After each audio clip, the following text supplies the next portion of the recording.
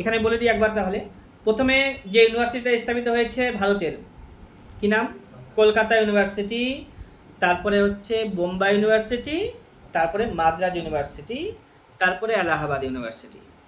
ঠিক আছে, Kolkata university, Bombay university, Madras university, তারপরে হচ্ছে এলাহাবাদ।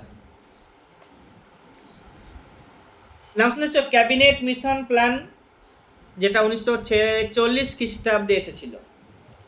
ঠিক আছে, ক্যাবিনেট মিশন প্ল্যান এসেছিল, তারপরে গণপরিষদ তৈরি করার ইস্যুটা এসেছিল। ক্যাবিনেট মিশন প্ল্যান 1946 খ্রিস্টাব্দে 24 তারিখে মার্চের দিকে এসেছে।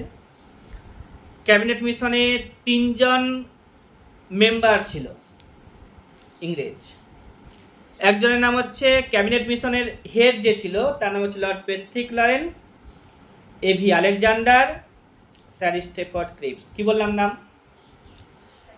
স্যার স্টেফার্ড এভি, প্রথমে হচ্ছে lord Patrick Lawrence, A V Alexander আর স্যার স্টেফার্ড ক্রিপস।